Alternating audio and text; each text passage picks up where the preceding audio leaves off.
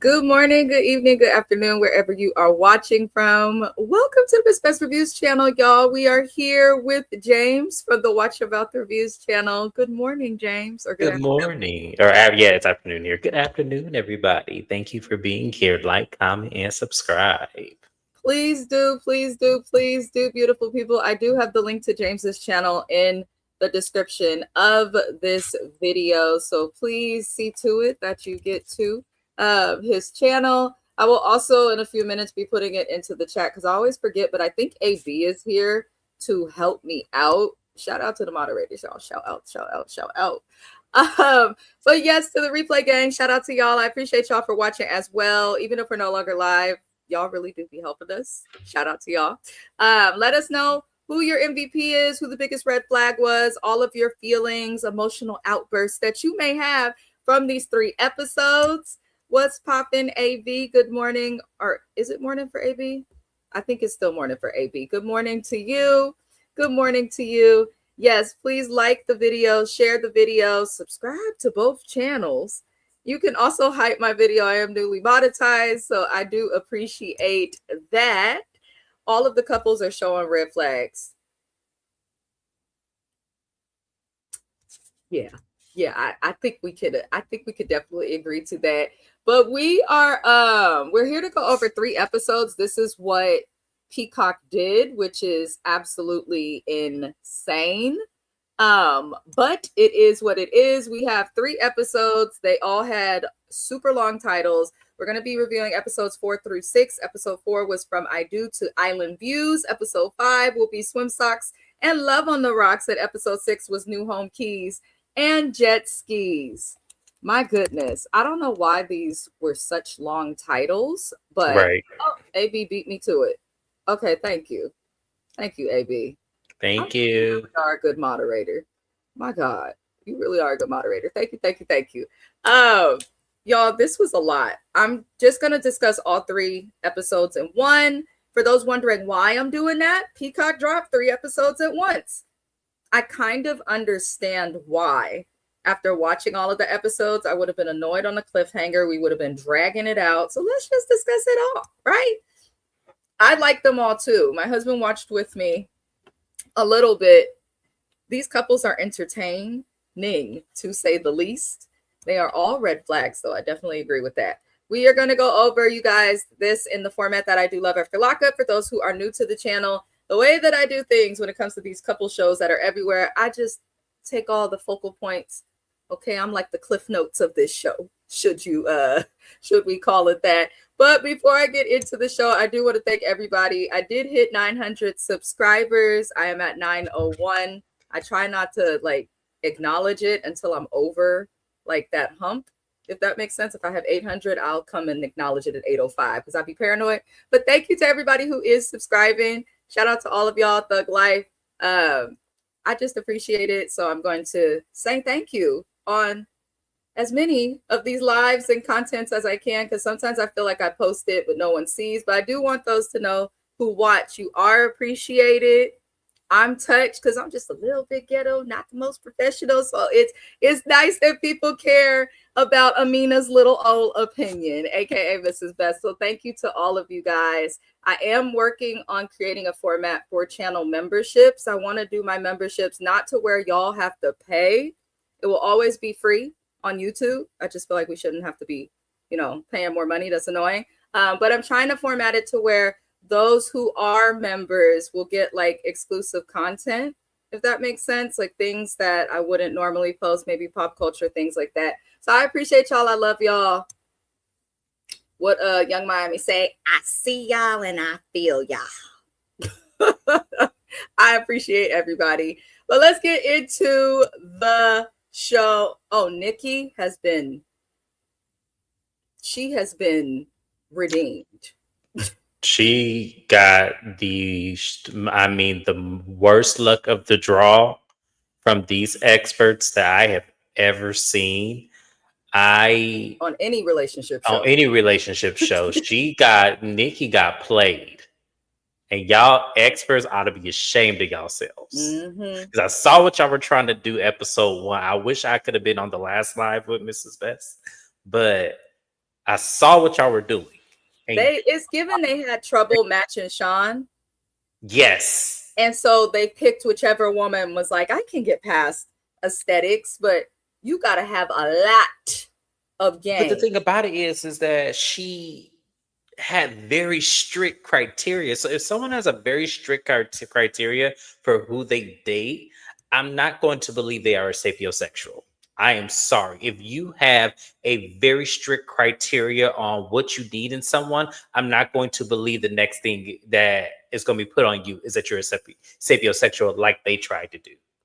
Yeah. I think they took a little statement that she made and tried to throw on her that she's just okay to date people she's not attracted to, which I don't like. I do think there has to be some form of attraction with anybody that you date. There got to be something there.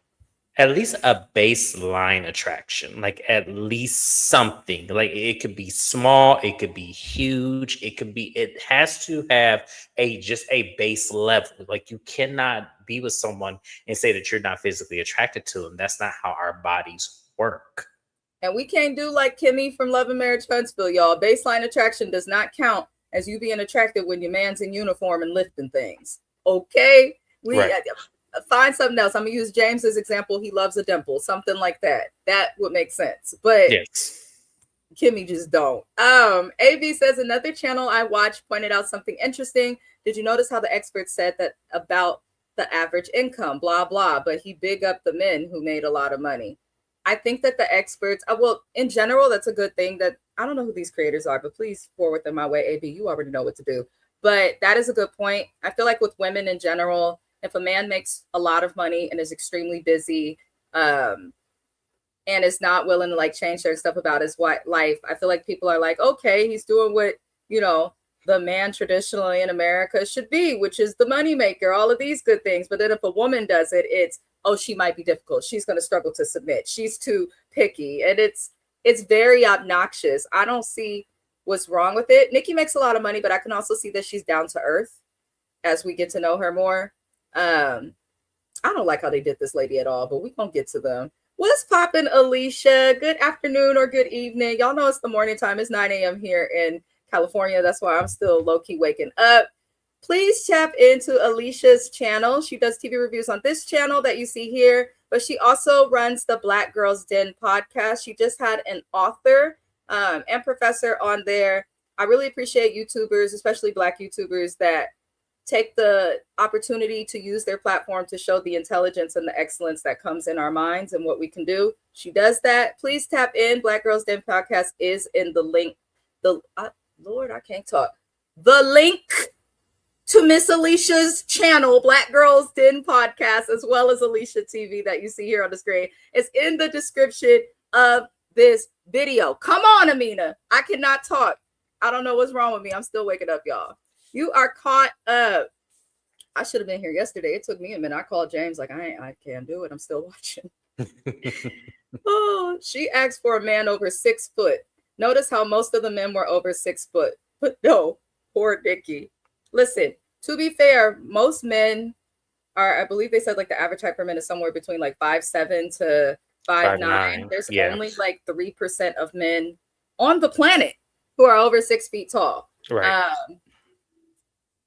So I'm not saying you got to settle and date a man that's shorter than you, you know, but let's also be realistic in our expectations, okay? If God sent you a man that's 5'8" and you are 5'4", why are you requesting a man that is 6'5"? I Lord, but Nikki got, I'm gonna get to her because I have strong feelings. Y'all not gonna like me, and I'm sorry, Sean, in advance. Me too, because it's not your fault. Sean, yeah, let's apologize. It's not your fault. I don't think anything per se is wrong with Sean. I just don't think that the clashing that he had with Nikki was showing him in the best light. So I'm going to say I apologize for when I go off, because I am going to go off, but it's not you. It's the experts. He said it's not you, it's me. Good morning to Also Best. Please consider this is also my husband. Most of y'all know that, but he does do content, but not heavily. He kind of wishy-washy with the content, but he does do content. and he makes music. Tap into his YouTube channel. That is where you will find all of the travel vlogs and the things that we do together. Good morning, love. Alicia said, yeah, she's not feeling that dude, to be honest. It's clear, but she's trying. And when you first meet somebody, sometimes you may think it's not like you're not feeling them at all. And then you never know. You could end up liking them. I did not care for my husband at all. It took a minute before I really started to like him. And now I can't get enough of him. So sometimes it takes people a minute to build up that but with Nikki, I do see her trying. I just think that, again, no shade, he puts his foot in his own mouth a lot. Yes. He really does. He really does. If you are watching the live chat, are interested in subscribing to Alicia's channels, they are now. The links are also in the live chat and the description. Oh yeah, that's the truth, AB. I peeped that. Sean got his problems. But we're going to actually start with Michelle and Cameron. She's like my little doll. She's so cute. She's so cute. That doggone dimple, them high cheekbones, the smile. She's just so adorable, y'all. I love her. I do. She is, so and she adorable. Seems sweet. Yes, like she I just want to hug her. Red flags either, which I like about Michelle. Yeah, I feel like her problem may be going into her fertility situation too fast, but she opens up to Cameron in all of these episodes. She opens up to Cameron about her fertility. So she is experiencing fibroids. Fibroids are problematic. James is covering Bell Collective. He'll be live on Sunday for that. But Latrice, is it Rogers? Is her last name? I can't remember her last name. But Latrice on Bell Collective has fibroids. We have seen a lot of people struggle with fibroids on television. They can impact your fertility. They impact your health. They're also extremely painful. I'm lucky to not have them, but fun fact, I do work in mental health and healthcare. Black women are more impacted by fibroids than other races. I was very surprised to learn that. So if you're an African-American woman and you are watching this, I encourage you to hit up your practitioner, whether it's your primary care physician or your OBGYN. And yes, you can get one even if you have federal insurance, aka Medicaid or Medi-Cal if you're here in Cali. I just always like to preach that because fibroids a lot of time get bad because we don't get checked as much, and we do have to advocate for ourselves a little harder. But please get your body checked because they are not a joke. But her fibroid struggles are so bad that she is going to need surgery. And even if she has surgery, it would be very difficult for her to hold a pregnancy. And it looks like options for having kids, such as surrogacy or adoption, are things that are realistic for her. She tells this to Cameron. Normally, I'd be like, this is a little too soon. But because they're married at first sight, I think it's important to just say it. Say it in the time frame that you could get that thing annulled, okay? But I also think it's smart to say because kids are a big deal. I think it's unrealistic for people to be with someone who doesn't want kids. I know you shouldn't have a deep conversation about kids or anything like that, but maybe by the third date at the latest, you should know if the person you're with wants kids or not. I'm not saying you got to go deep, the number of kids when you want them, but you should have that idea. Now, Cameron was understanding to her. He was like, my sister's adopted and, it's not a big deal. I love that. I'm wondering if the experts thought about that when matching them. Mm-hmm. If they did, very good job. But he responded appropriately. And he also said something that a lot of men would not always say that I appreciated. He was like, having a baby is not always easy, and it doesn't always happen in the way that we expect it to happen on the timeline we expect it to happen, but at least they know they want to have a family.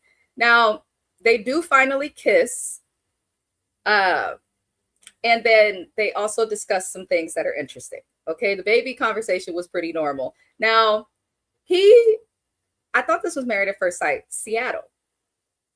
But he says because he's a basketball coach, he's a college basketball coach, indicating he's teaching when the season is happening, probably not year round. He travels around to different schools to teach, but he's limited because he's trying to coach at schools. So he explained to her that he is currently actually living in Portland, Oregon. And she kind of had a look because you could tell she's born and raised in Seattle. Her family is there. And he does ask her if she's willing to live other places. And she's like, I mean, if it's for work, yes. But when it comes to like kids, she does prefer to live near her parents, which I can understand. Aye. Now, here's my thing. This man said to her, yes, it's for work, but he said he wants to work in basketball, not he has to work in basketball. This is a want. You can find a way to coach basketball. You could start a team in Seattle, but they're definitely going to have to figure this out. I feel like in the long run, this is going to be a problem. But more red flags from Cameron. He and her are discussing their relationships, and he explains that he seems to have a commitment issue and can't really commit to anybody past 6 months. And if he were under 35, I would not feel that was a red flag. I wouldn't, because some people just take a minute. Some people try and they can't get past 6 months, especially in this dating climate, from what I hear from everybody, from my gay friends, my single friends, my friends in relationships, my trans friends of all backgrounds. They all seem to tell me the dating pool has more than pee in it. At this point, there's a little bit of poop in it and there's no chlorine. So I'm looking at him, and I do feel like that's a red flag. He also seems very disconnected when she's trying to get to know him. Like, she's very open and he's just very like, yeah, whatever. I'm only going to give one sentence answer. But how did you feel about them for these 3 episodes? I appreciate her being vulnerable with such a sensitive topic so soon. I do think that is hard for anyone. So I appreciated her a lot. I actually saw red flags in both of them. With Michelle, I'm gonna give it time because I could be wrong. But the red flag that I'm seeing on her is that she doesn't speak up when there's clearly problematic conversations or topics that come up. She kind of just sits and smiles because he says a lot of things that I feel like need to be addressed. And I feel like she's kind of passive. And a lot of people don't understand that passive is a red flag in terms of a person needing to speak up for themselves. I don't think anyone should be in a relationship and not stand their ground, regardless of who you are. So I feel like that is something that she needs to kind of get a better grip on. Now with him, y'all not gonna like me when I say this, but I don't care because I wouldn't be me if I didn't see it. I'm questioning his sexuality. And the only reason why I'm questioning his sexuality is because, once again, it's what Mrs. Best said. If he was a certain age and the topic of commitment was like an issue, I would understand, because a lot of people don't know what they like. A lot of people take their time, and that is understandable. But the problem is that this seems a little bit more intentional. And usually when something is intentional, I tend to question, are you really attracted to that level of gender? Or is it because society puts that pressure on man and woman to be together and you fall into that criteria? Because you come from a family who wouldn't look at you if you went the opposite way. He does give me that. That family does give me that. So I don't know. I'm questioning it. I'll see more if it changes. But there's a lot of things he did, especially when the couples met. When he was talking with them, I was like, that is not what went down. That is not what we saw. Maybe it happened off camera. Maybe it didn't. But I feel like I'm questioning him. I am. I do think the sexuality, we're gonna agree to disagree there, is a stretch. I actually think doesn't give that, but a lot of the other men on this cast do. That is my statement. That's it. That's all. I didn't get that from him, but I definitely got potentially gay from, what is his name? Nick, Mecca, Sean. Yeah. But I don't quite know with Cameron, but he's also very hard to read. He doesn't give much at all, but his family is understanding. I hope Cameron and Michelle make it up, but I'm worried. I don't feel like they're gonna last. They're not gonna last. I don't see it. That's one thing I think we can all agree on. I don't think they're gonna last. When you have one person that's vulnerable and another person who's like kind of short and closed off, it's very difficult, I think, for anyone at any age to make it work. I'm not saying just give up on people who are like closed off to it's those who may be dating somebody who's taking a minute. Because like I'm someone that takes a minute to warm up to. My husband will tell y'all I was silent and barely spoke. It took a minute for me to open up. But you should see like slow, like almost like a flower blooming. Like it should be a slow reveal. I don't think it should be pulling wisdom teeth. Okay. I don't think it should be No, like, yeah, I don't think it should be like that. And that's what he's given. So I do see what you're saying because I do agree with that. But at the same time, it's a little bit more abstract than I would like to, if I was married to someone and I had to literally go into the back of their mouth and pull their wisdom teeth for them to speak, I'm going to be frustrated. To be fair, though, they've known each other 6 days. So I'm going to give them, like, once they're into the experience for like a month, I feel like as much as they put them together, that's where I should start to see people like kind of open up more. But they're only 6 days in, so I'll give them a pass for that. But once we get to 16 days in, if this fool is still closed off, I'm going to be looking at him odd. Good morning, Kiwan. Welcome in. Welcome in. Kiwan JTV is also in the link of the description of this video.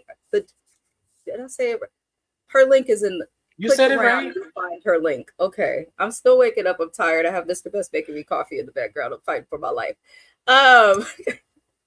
He could get a job wherever he could get it. That is true. And Seattle has a great job market. So they really do. So that kind of took me for a loop. Now it is more expensive, so maybe that could be it. But yeah, I don't. Who knows? That was kind of a little weird. He would say that. I think he just want to do what he want to do. Honestly, it's given he not willing to make room for anybody else. That's fair. That's fair. Adam and Marissa. I mean, they're doing okay. I'm getting annoyed with seeing her taste every drink. If I say no alcohol, like when you're not with Marissa, Adam, and you're with other people who drink, I'm sure they're not tasting every single beverage that comes to the table for you. Like, it's pretty easy to decipher whether you're drinking an alcoholic beverage and whether you're not. Things like the cup, the freaking menu, the name of the beverage could give it away. Unless you are ordering mocktails, which to me would be stupid if you don't drink to even put yourself in that situation. But I feel like he's being condescending and passive aggressive by having her take a sip of alcohol every single time, or take a sip of drink to test if there's alcohol in it or not every time they order. I almost feel like he's trying to make her feel bad for ordering alcohol, but he's so condescending and passive aggressive that he's going to do it in a way that looks less aggressive. But when you're trained and educated on reading human behavior and discernment of others, you see right through that BS. I don't like this man. I don't like him for any woman. I don't like him for any man.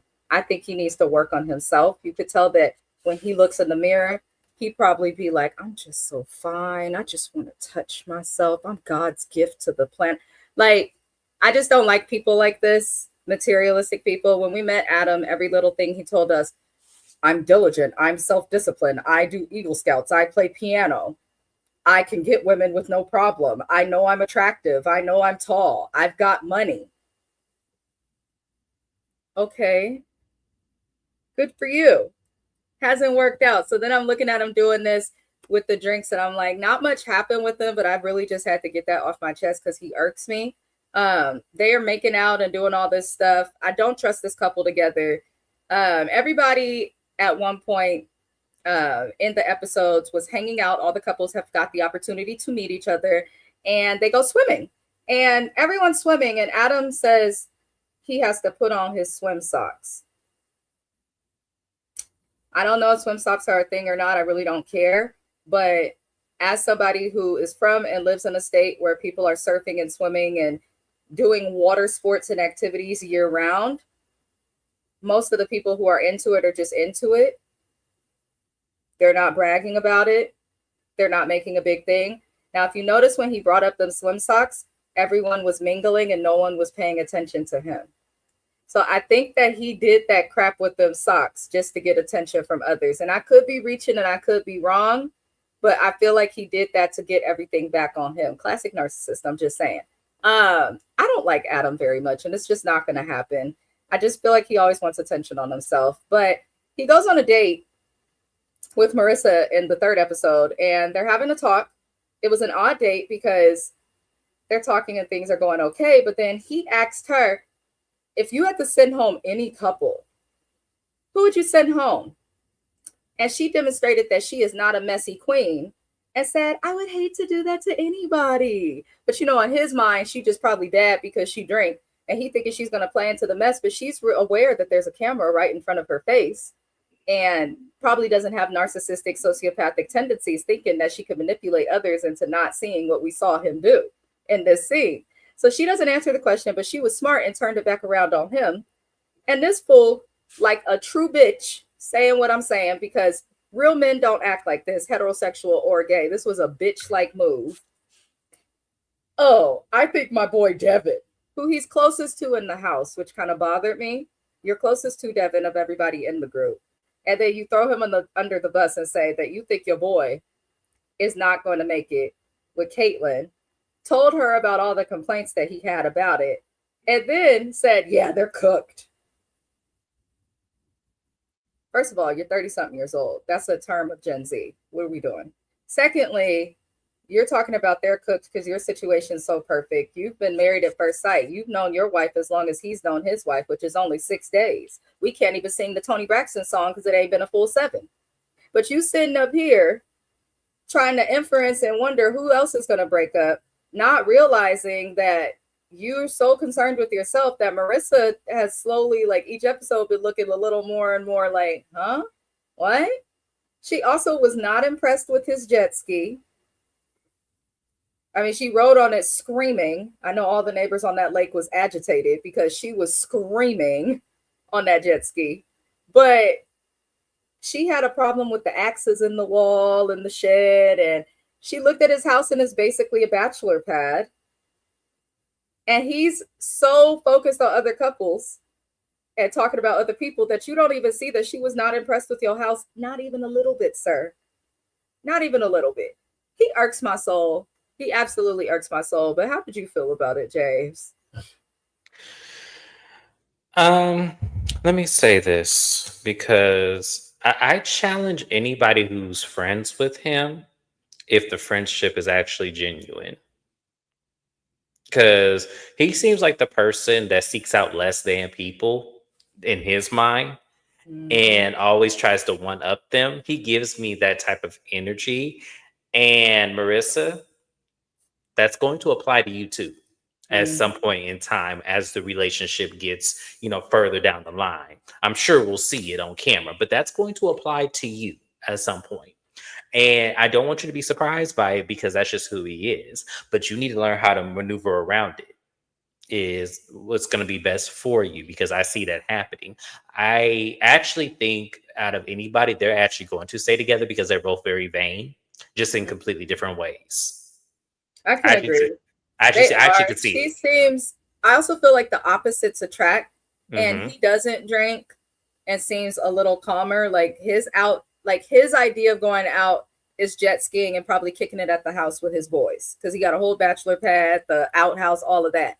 Her ideas seem like she enjoys going out constantly. They both seem very shallow in their ideas of what it means to have fun, but they're also hell-bent. And they both have things and qualities that most normal people wouldn't want. Like, let's call a spade a spade. As a straight woman, most men do not want a woman or are not going to wife up the woman that's constantly in the club or in the bar. It's just a fact.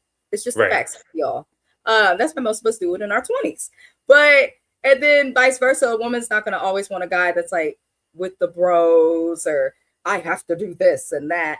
Like, I do feel like for some like toxic reason that they'll work, but hey, at least they got the damn matching right in one way, I guess. Adam works my nerve and Mr. Big Shot lives in a dump.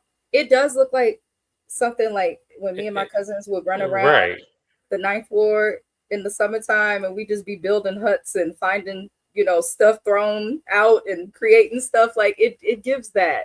It looks like they took a tiny home and a compound and glued it together and made his house. It is not like what he was making it out to be. Just because it's on a lake don't mean it's nice. So yeah, I wasn't impressed. I thought the property was beautiful and it looks like it was a nice neighborhood, but it just looks like his idea of nice is not nice. He's definitely diminishing his own property and he thinks it's popping. Like if I broke a disco ball, Mr. I have money, go buy another one. Why leave the broken disco ball just hanging? I question the money thing too. That's the one thing I don't question. Seattle's very expensive. So I'm like, you own your property, you have all of this on the water out there. He has money, but I don't like the house. But maybe he'll let her do some feminine Or touch. buy or rebuild it. I agree that he is a huge red flag, Yeah, baby. definitely. And now poor Marissa is gonna have to do a lot of washing all those white. He better wash his own Oh, socks. wash his own socks. Yeah. Odd thing. 7 whole days. Woo! And I can't take, about you. can't take it, can't take. That's my jam. Shout out to Tony Braxton. I'm gonna catch you one of these days that you stop bringing Tawanda out. He seemed like he was trying to throw her off that jet ski. I know. Like, this is a lot. They won't make it all the way. He has run through all those women out there. I do feel like if Marissa and Adam don't work, I was telling my husband this, it'll be because of that woman that he broke up with. Because women always come looking for answers, and they have 5 good dates, and then you just randomly go on this show. Like, what? I think it's gonna come bite him in the behind. See, that's what I'm saying. A broken disco ball, a tarp on the roof. What the fuck? Right. That's why I question the money thing. I don't believe the. Oh, good morning, Shani. Good morning or good afternoon to you. I hope you are doing well. Twin, are you live for Love After Lockup? I will be live for Love After Lockup after this live. I think I set it for like 10:45. Yes. I'm doing 3 episodes in one, so I wanted to give myself time. But I will be live for Love After Lockup after this with James. Kiwan J had some previous engagements and work, so she won't be here this week. And then I wasn't able to connect with Tamika's den because I was so busy. So it just y'all stuck with me and James today. Yes. Look at our smiles. But I'm happy to see you here, Shani. She said, I need to finish the episode before you're live. Go on, girl. You got time. You got about an hour. Yeah. You got about an hour, my darling. And it was a mess of an episode. It really was. Oh, the way I was entertained. The way I was entertained. Okay. The way I was entertained. Okay, we're gonna move forward from Marissa and this red flag of a man that thinks he's God's gift to men. He's not. I'll date a gay man before I date Adam. Moving forward, Lord help us. Nikki and Sean, we're gonna be on this couple for a moment. Unfortunately. There's a lot of notes. Like, most of my notes are Nikki and Sean. I'm looking and I'm like, I can count to 10 scrolling, but I'm gonna do my best to sum it up. I appreciate you, Shani. Enjoy the episode because you definitely want to watch it, girl. You definitely want to watch it. Absolutely, Shani. Good luck. Let us know how you like it when you come to our live. Ay. Let me see. I'm good. Oh, Lord. Lord. Let me see here. Nikki and Sean are a lot. We're going to start off with them on the honeymoon in Riviera Maya, Mexico, aka Cancun. I was just there and I was like, I want to go back.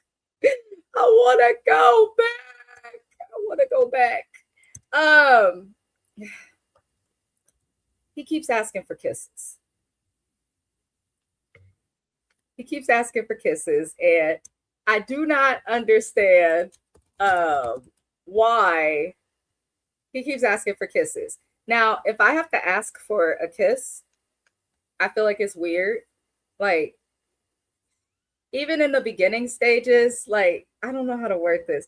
Yeah, I know you're struggling. A straight, confident man, okay, is not going to ask. They going to sense the vibes and be confident. And honestly, that's a turn on.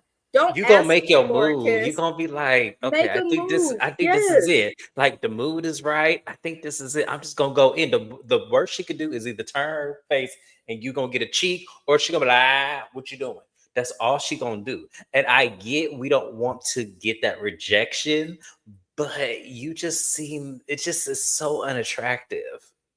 Thank you. As a woman, I could say, if you're gonna kiss me, kiss me. I respect you 10 times more and will come down less hard on you for attempting to kiss me. If I like deny you, I'm not going to come down on you hard. I'll just be sweet and be like, I'm not ready yet. Or I'm a Gemini, so we got our little ways. I can't disclose all my secrets, y'all. But it's not going to be as bad as you think, even if you get rejection. That's something that made me think, like, I don't think that Sean is gay because of him not knowing what to do kissing. There's actually a lot of people out there. Like I have a friend who is straight who took a minute to find a woman and was like really into the church, honestly. So wasn't like familiar with like first base, second base, third base, all of these things. Totally straight. Some people just don't know what they're doing, and that's okay. Now, if how he moves with the kiss is how he moved when he lost his virginity, I understand why it took him another 8 years before he got some again. I definitely can understand that. But I just want him to stop asking for kisses. Like, it's just unfortunate. Also, I was thinking to be somewhere so pretty. Okay, y'all don't understand. Mexico is beautiful. Quintana Roo is the state that Cancun and Riviera Maya, Tulum, all of that is in. Absolutely beautiful. I would hate to be somewhere so beautiful with people I barely know. I would hate to do that. But by him asking questions and stuff, he's just making it more awkward. Now, for the most part, their honeymoon was okay, but he decided to share his dad bod and was just awkward with affection the whole time. And that's when I realized like Nikki is a nice lady, but Nikki is not attracted to Sean at all. Like Sean aggravates us too, AB. Sean aggravates all of us, all of us. But she's not attracted to him, and he's not giving her much way or reason to be attracted to him at all. Like, God bless this man. He don't have no game. And there's a lot of men out there who look like Sean, who are shorter, bald, you know, like it's not that he's unattractive. It's just he's definitely no Morris Chestnut, okay? And when you're not no Morris Chestnut, you better make sure you got Riz and game and all of that. What Mr. Oso Best says, she liked the way I rizzed you up, don't you lie, or something. Shout out to Oso Best. But I just don't understand how a person can lack this much game. It's unfortunate. Now they have a talk. They have a talk, and it comes up that Nikki has ended every relationship that she has been in. And she says and does admit that she secretly judges people, and then says that she feels like people struggle to understand her growth. Specifically, Nikki had a relationship with a boy that was her best friend, it sounds like, in high school when they were younger. And she was in this relationship with him for like 10 years or something of that nature. And this man felt like she outgrew him. It was not, bless you, and was not what he was looking for in a wife, which is fair, probably because she's so career oriented. And a lot of men have the idea that a woman should just be at home. So I don't even think this was at any fault to Nikki. I mean, she said she came from teen parent. She got to do what she got to do to become successful, and I respect her for it. Now, she talks about this a little bit, doesn't feel Sean understands her growth, and he asked her kind of about her old relationships, and she said, I don't want to get into my old relationships. I feel like you're questioning and interviewing me. Mm-hmm. I don't like that she didn't answer the question about her past relationships. You don't have to go into vast detail, but it is important to understand the last relationship of the person that you are with. Agreed. You should have an understanding of their relationship history. It can tell you a lot about them. And you have a right to know who you might run into also if the people that they dated is around. So, you know, I don't feel like that was appropriate for her to do. She should have answered the question. But I do agree with Nikki. The way that he talks to her is like forced. Nobody likes that. I don't care what your sexual orientation is. Don't question me like we're interviewing. That takes away from the ability for natural conversations. I think a lot of people have a habit of over talking and over discussing things that don't need to be discussed, and it makes another person feel like they're on an interview, and they'll make them pull back physically, emotionally, affection, all of that. And I don't understand why he asked her, so tell me about a time when, like, he sounded like me interviewing people at work who want to come work with us. Like, I don't understand why he was talking to her like that. But she tells him that she feels like when he talks to her, she is interviewed, and she feels as though he's more academic and not personal. I thought that was the best way that she could have described him, because that is exactly what happened. Now, he does apologize to her for that, and I was happy that he did that. But I don't think that Nikki is used to being corrected. Now, before I go any forward, because a lot happened with them, I want to pause because my mouth is getting dry and my tea kettle is going off, and I want to get James's opinion on what happened thus far, just in what I said with Vicky and Sean. I feel like once again, yeah, I agree with you that I do feel like he's coming off in his professional attire versus being personal. And to no fault to him, because I kind of see it both ways. I can see why he's doing it because we are trying to get to know each other and we're already married. So it is kind of like, okay, we do have to speed things up in the process. Now, where I fault him is that he could personalize that and he can make it personal. I don't think that anyone in one interview with somebody is going to get all the details and criteria they need from somebody. I think you get the basics and then you fill in the rest later on if you decide to go forward with that person. I think that he's trying to do and get all of the bases and then try to go forward with her. And that doesn't always work romantically. Now, if they were friends, I understand a little bit to that extent, or if they were just getting to know each other and they've been on a few dates, I would understand that. But I just think that he's going about it the wrong way. And I feel like with Nikki, I get why she's being defensive. It is coming off a little bit aggressive and abrasive. I do think that she should scale it back because you don't want to scare the situation up before you really get to know him. But at the same time, he does have a lot of audacity and being very audacious a lot of the time. So I understand her, but I just, once again, I don't think that where we are, at least at this point, that once again, this is an example why the experts may have gotten this completely wrong. I think they just took a huge risk with this. And I think that for TV, it's great, but for these people's real lives, this is very messed up.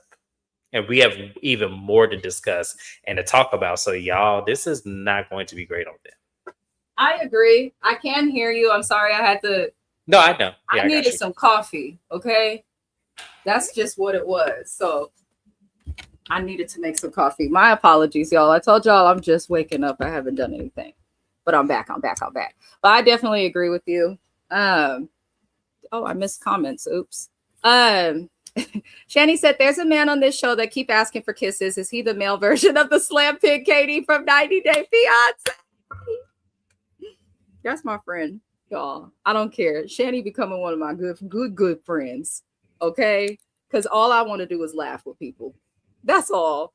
I'm hollering. I'm so upset, Shani, that Katie from 90 Day is from the Bay Area. I said, this make a lot of sense. She did give a Berkeley Alameda delusion. If you know, you know. Oh Lord, he really thinks he has game is the issue. Ooh, AB, say it louder, darling. Say it louder. Sean thinks that he has game and he has none. Okay, what E40 say? I could sell water to a goldfish. Sean could never. I think if he had game, we wouldn't have all these issues. I think the issues would be reduced. I don't think we would have none, but I think we wouldn't have as many as we're having with them. You could tell his lack of game comes from a lack of experience. And I think him being so educated, he probably gets to relationships that acts like a know-it-all. I'm starting to kind of see that too, which I don't like. Don't like that at all.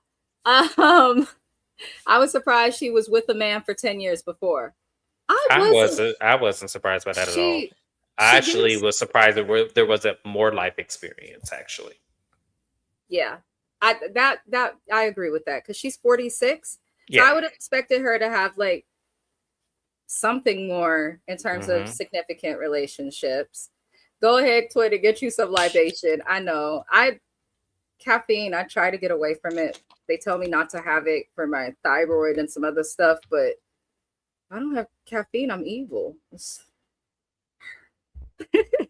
That's all I want to do, Twitter, is laugh, smoke, and have a good time. That's me with friends.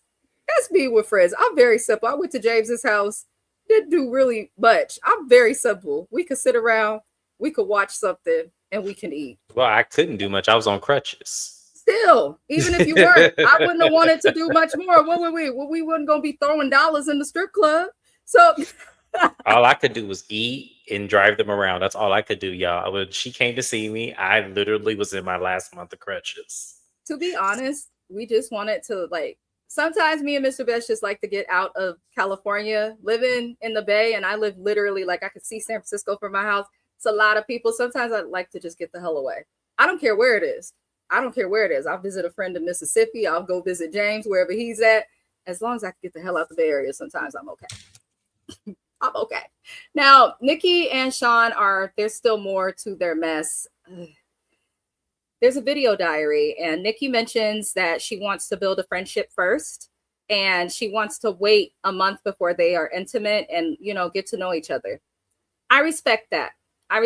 Just because you're married at first sight doesn't mean that you have to automatically go to things that married people do. And maybe that's part of the point of this experiment, is to show people, like, even if you're not married at first sight, if you just go straight into stuff, having sex or, cooking food and playing like you married, it's not always going to be the best thing. Take your time. Slow and steady wins the race every single time. So I'm not mad at that. I also feel like as a woman, regardless of what, we have to protect our bodies. We are the ones that, if something goes wrong, end up pregnant. We are the ones that, got to bleed every 28 days or however so many days the cycle is. So I just definitely feel like she's doing the right thing, waiting. Also, he's awkward, and it might take her a minute to adjust to that dad bod, because she's 46, but she looked 36, and there's a reason. Mm-hmm. She looks great. She looks great. She really does. Great. She is beautiful. Yeah, she is beautiful. All the women, really, for the most part, are absolutely beautiful on this cast. That's actually true. They did well on the women. Most of the men were somewhat attractive too, with the exception of just a few, but they were all very sassy. But I guess this video diary and Sean learning that Nikki said that, she got upset because when they're doing the video diary and she mentions that they're going to wait to have sex, Sean is like, oh, so you decided without me? To anybody that has your children around, your small children, if you have not experienced or exposed them to cursing, if there is an elderly person around, specifically of the African-American race, I would recommend you to utilize your AirPods, Beats by Dre, whatever you so use, turn Mrs. Best down,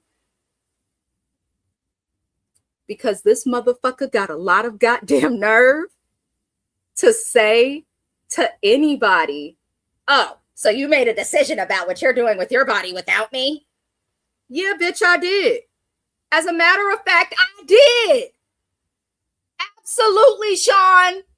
She made a decision for what goes in and out of her for herself, and she did it without you, nigga, and she'll do it again. You are too fucking educated to act like you cannot understand my body, my choice. What the fuck is wrong with men in America of all colors? You got a bunch of men, old as fuck, that shouldn't even be working in the government, reversing Roe v. Wade, trying to force women and making laws on our body. How the fuck are you governing parts that you don't have? Let me explain something to men. You don't have a vagina, and you don't have a uterus, and you don't get to tell us what to do with it. The same way we don't get to tell you what to do with your penises. Why is that hard? Why is that hard? That when I say he made my whole fucking body itch, I'm taking AB's term. He made my ass itch. Cause what? That pissed me off, and it may seem very small, but even in a marriage, if I pull my husband on here right now and say, I'm just in a space where I'm triggered, I don't really want to have sex for a month, he gonna be like, damn, I'm gonna be struggling.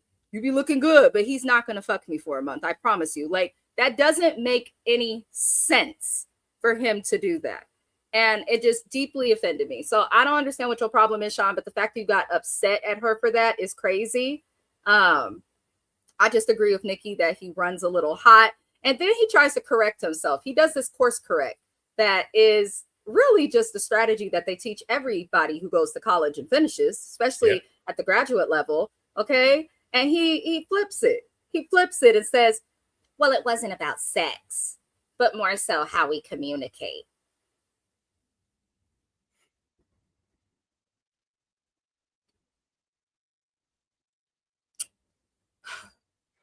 I don't want to tear down an educated Black man. I really don't. But this is why you're single. This is exactly why you're single. Yep. This is exactly because I be thinking Sean is gay, and then the next moment he do some shit that only a straight man would do, like this. Because what? The entitlement is crazy. The entitlement is crazy. How did you feel before we move further with his comments and the argument they had about the sex? Do you think she's within her right to want to wait a month? Like, absolutely. Absolutely. If that's what she decides, because first of all, let's not, once again, I think Sean got the game twisted when he took this marriage idea and literally stamped it as if it was Old Testament. You did not know this lady before you married her. It's not like you met her at the grocery store on aisle 7 and y'all hit it off, and now here you are a couple years later getting married and waited till marriage. No, that's not what happened.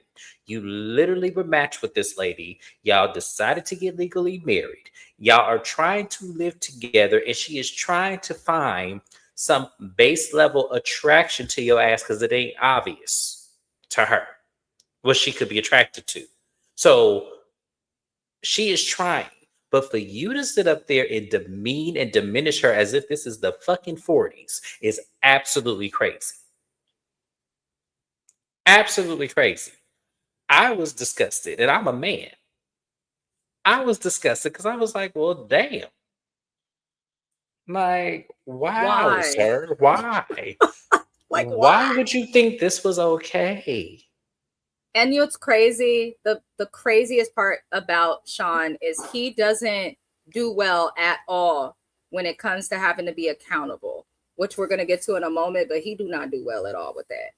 Shani said, James and Twin, we could play Trivial Pursuit, the new age version, and smoke. And please give me a Sprite because I do not drink alcohol any longer. I don't really drink either, Shani. I don't feel the need to drink and smoke. I can only do one or the other these days. Okay. Well, I think James and my husband had some wine, and I didn't even. Yeah. Yeah. Like, we had some wine. Yeah. That's why it's good other people get along, because I am not a drinker, but it worked. I'm glad. I agree. I'm glad these women are holding off on having bang bang. Absolutely. That saying from the back in the day, what is it? Why? Something about you giving them the whole cow in the house or something. I can't remember the term, the saying right now, but it's like, why buy the cow when you get the milk for free? Exactly. Yeah. Yeah. And I do think that has a lot of power as a woman, especially with straight women dating men. Yeah. The ones that wait be the ones that last in a relationship 9 times out of 10. I'm just saying. Right. It's her choice. It's her body. And to get upset at somebody for not fucking you after 6 days is crazy. Nigga, it ain't even been a full week. It hasn't even been a full 7 days. And honestly, I wouldn't blame her if she didn't want to fuck you. To be honest with you, I wouldn't blame her, because what you just did would completely be like, okay, well then here we go. I'm just gonna wait this shit out until the end to say, nope, I'm not staying married to this motherfucker. Sorry. Absolutely not. Yeah, oh, he makes me cringe. AB says these men think that because they are wearing rings, she will lay down and spread it wide. It is not 1940 anymore, as James said, okay? It don't work that way no more. We've got credit scores. We can buy houses. We can get jobs. We don't need you. And especially that way in the first place. Yeah, it shouldn't have been that way in the first damn place, but society. Check the statistics, y'all. The most educated and successful class of single women is the Black woman. Don't sleep on us, okay? He tried it. He really tried it. But I also kind of feel like Sean may have been betting on someone less educated than him. Yep. And he did not exactly get that. And well, she doesn't have as much of education as him, but she works in HR. She has to be around people and read people and know how to communicate. So he's definitely sleeping on her ability. At this point, he has to go through her to sign on to his job. So technically, yeah, they're equally yoked. I'm sorry, let's not do that. He has to go through her in order to get his job. That is actually true. And he don't like that. And he don't like it. Probably. But it goes further in the hell. There's another scene of them getting ready to go out, and he spins her, and she's like, "Oh, wait, I don't want my boob to pop out. I'm hoping a boob pops out." Ew. Please.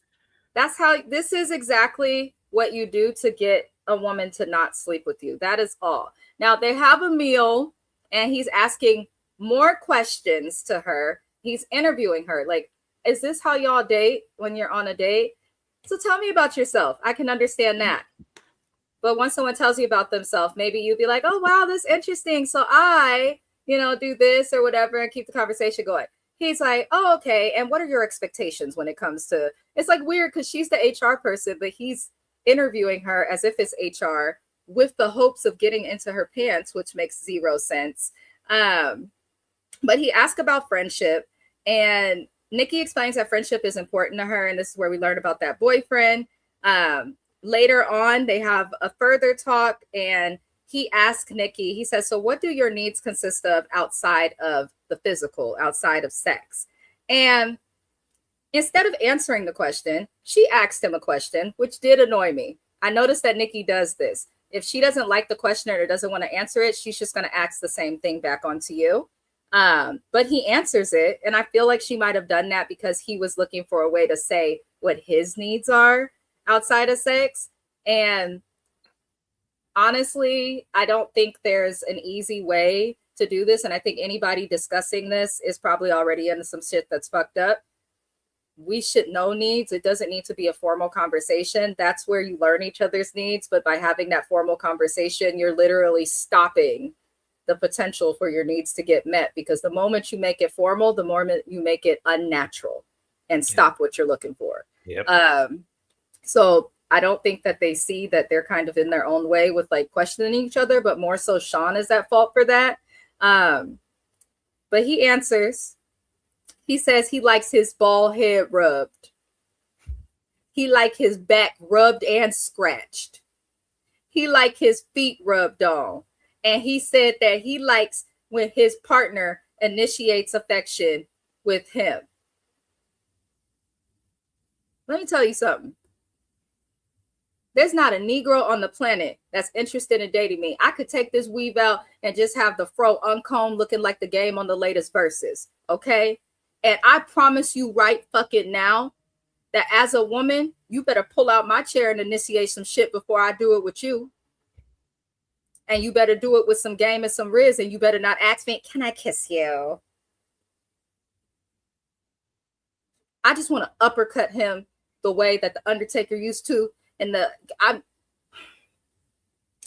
don't understand why he's making everything like just so awkward. Just so awkward. And he also told her that he wants his partner to be obsessed with him. That's not healthy.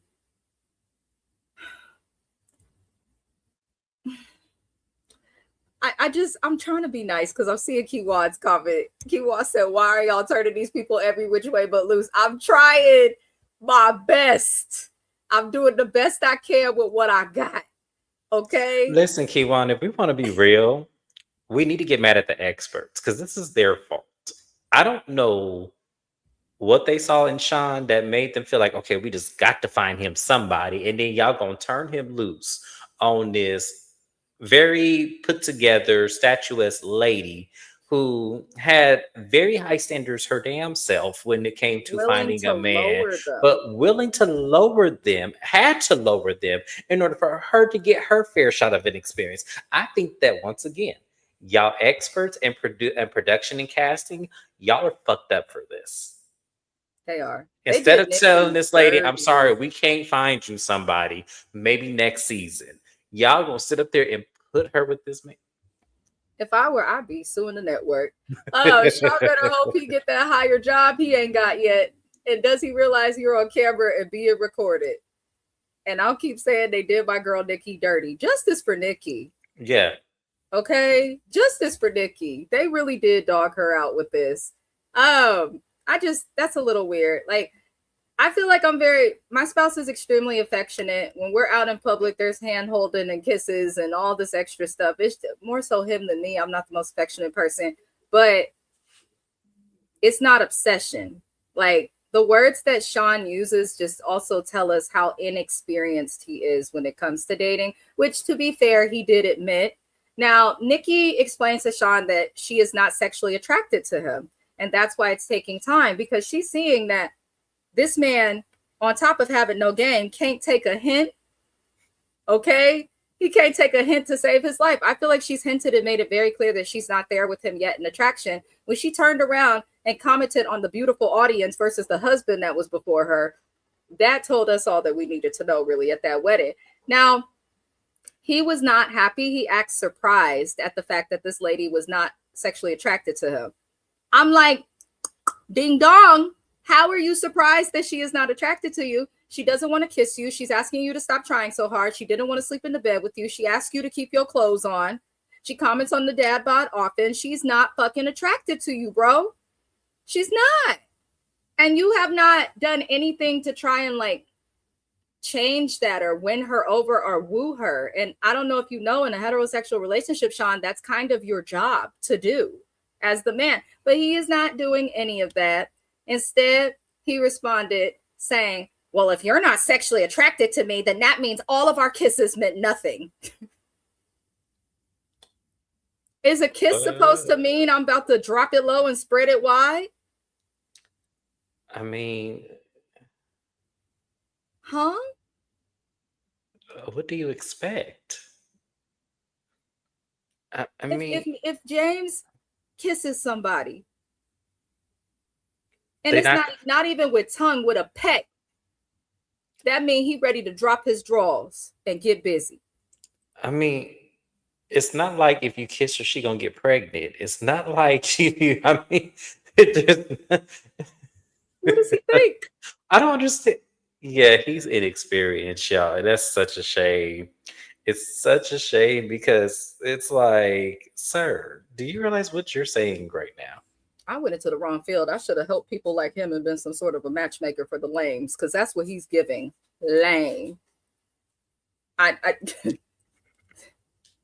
want to help him because Sean is, I don't dislike Sean. He's just so inexperienced and entitled that he's really crashing out. But I'm like, that's your response? Someone's not sexually attracted to you. Mr. Questions didn't ask any questions. He just said, our kisses mean nothing, which was crazy. But I was glad to see that Nikki was finally honest. I think the thing that would have turned me off to her is if she would have continued to pretend that she was like interested in this man. Yeah. He is not, but they get into it. He kept asking her when she's trying to explain herself, can you let me finish a sentence? And he asked it in like this calm way, which comes off as condescending and passive aggressive. And he says that this is not true. You are attracted to me and we're attracted to each other because we've kissed with tongue.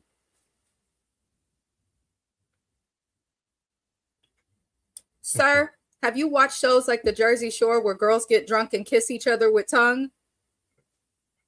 Have you watched shows like 90 Day Fiance where our local SP, aka Slam Pig, Katie, she just likes making out with people? I'm sorry. Dr. Lady and Matchmaker Sir.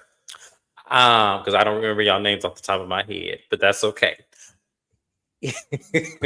The way I would cuss y'all asses out at the end of this experience, y'all, this is why they would never cast my black ass. Because the moment y'all do some shit like this, it's curtains for everybody. Everybody or finna James get. would have had his mama or me or his brother in a scene, and we would have all been like, "What the fuck are the experts doing?" Right, it would have been y'all want a show? I can give y'all a show. I promise y'all, because y'all have Nikki so fucked up. The way this man tried to fairy tale his emotions and feelings and project it onto this lady, I was like, what am I watching? This cannot be a 48-year-old man. Like, My this note literally says about him saying that at this point, he talked too much and he killing any vibe before they could even catch a vibe. Okay, we can't catch nothing. She was never going to catch it to begin with. It was like, and that's why I say I think they threw that sapiosexual shit on her when they were talking about and trying to get a definition of her being. They just threw that on her because she didn't give me sapiosexual. I didn't like that they threw that onto her either, especially because just because someone says something about what they're attracted to or has an expectation doesn't, or will go against it, doesn't mean that they're just like always going to do that. Sometimes people just find someone that they like that they normally wouldn't date and do that. But yeah, she was willing to compromise some sensibility of attraction. She says some sensibility of attraction, not full gauge. I'll go full left for my Prince Charming. That really isn't charming. Everything she acts, yes, literally. And I feel like at the very least, she should have been put with somebody who's physically fit like her because it's something that they'll have in common. But before we get into them moving in together, AB said that hurt his ego bad when she said, "I'm not attracted to you." It did. It definitely did. I think he's got some trauma from the past. Yeah. Sean was babied by his mother, that's for sure. His family is the problem. And I don't care what nobody says. From when we covered Growing Up Gospel on James's channel, this was in year 1 of his channel, to when we've seen just PKs, aka preachers' kids, across show after show, network after network. I think the more involved the family is into the church, the more fucked up a kid becomes. I'm sorry. And that may sound bad, and I'm not saying that of all churches, but it seems like people who grew up real heavy in the church and got deacons for uncles and all of that be the most effed up or struggle when it comes to finding love. And I think that's part of the problem, because the way his family is and how he talked about being raised in the church, I personally think that's why he's hiding in the closet. But, that's my own opinion. He may be one of the men who like doesn't realize he's attracted to men and is afraid to try because he's been taught that it's wrong. Like, that's just what Sean gives. But they get to moving in together. They're not in a good place.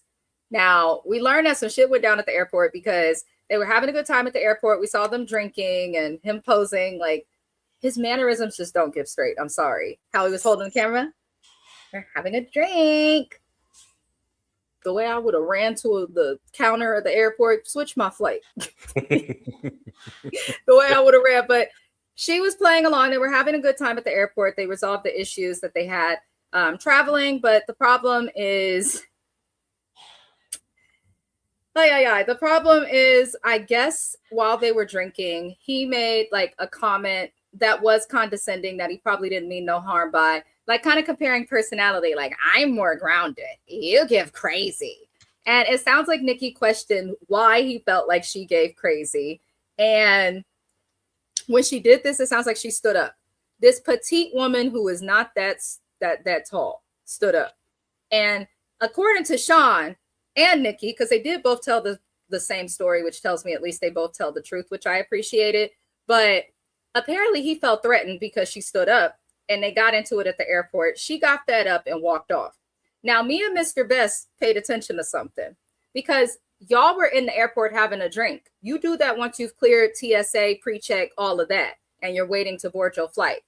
So if you're in the airport and you say, he said that she walked off, he went after her, but he couldn't find her. And then according to Sean, he says they ended up on the same flight. We knew that you were going to end up on the same flight because of the honeymoon and the traveling. We knew that, one. But stop making it seem like you're this great guy, because you're not, Sean. And I'm going to tell y'all why. Airports are not that damn big. Specifically, the airport they were coming from in Cancun, I've been there. It is not that doggone big, okay? It is similar to, I'd say, Oakland International Airport, Long Beach Airport. I know y'all probably haven't seen them, but they're smaller airports. Once you're through TSA, you can only really walk in a circle through those gates. How did you lose her? You only lost her if you let her walk off and then realized later that maybe you should go after her. Because how the fuck did she board a plane without you knowing? How? It's telling me you let that girl walk off. You didn't see the error of your wrong, and it took you a minute to cool down and go get her. He tried to make it seem like he just went right after her. Sir, you did not just go right after her. Thank you, Kiwan Girl. I appreciate you. But I definitely think that there was some fuckery in Sean's version of the story. And it seems like Nikki really just wanted to talk about it. So they discuss it now that they're moving in together, and she mentions his accountability. She mentions that when it comes to them, he has a lot of questions that he asks, and she answers them. And I feel like she was accountable by telling him that she was not attracted to him, because it helps him understand the disconnect and stuff. But the problem is what Nikki pointed out, and it's the fact that the minute that Sean is called out, he either tries to bullshit his way out of it, cuts you off, or he tries to shut things down like, okay, well, let's just not talk about this now. That's exactly what he does. And she is correct to pay attention to that. And, you know, he's like, oh, what do you want? What do you want? And she's like, I'm just saying that now that we're in this portion of the experiment, she's like, because once they move in together, that's when they start doing the meetings with the experts, which are important, because living together is hard when you know each other, let alone when you don't know somebody. And I thought that was the right thing to say, because I think they're going in circles, honestly, the two of them. But he did not like that. And so I don't blame her. She was like, actually, I'm a little uncomfortable. Could you sleep on the couch? He agrees to it. But then he thought he was slick by trying to act like he was just the greatest guy agreeing to it, but he intentionally fucked with her. She's telling you she doesn't feel comfortable and she wants space. Well, I'm just going to follow after you so I can, get my shoes. Well, I'm just going to, and by the way, in the morning, I'm going to have to get my clothes. Oh, and I'm also going to need my towel. And she looked at him like I looked at him and was like, well, do you want to grab it now so that you'll just have it? No, my shoes are going to stay in the closet. Okay, bitch nigga, your shoes will stay in the closet, but the rest of that stuff don't need to. So do you want to come and get it now, or are you intentionally just trying to wake me up in the morning so that you can find a way to get back in my good graces? Like, what are we doing? Why are you behaving like a big ass bitch? That's what I didn't understand with him. A mess, but he refused to take his things out the closet. She feels that he switched up. And, later on in the episode 3, we do see that, or episode 6, I'm sorry, the third of 4, 5, and 6. We see that he was allowed back into the bedroom.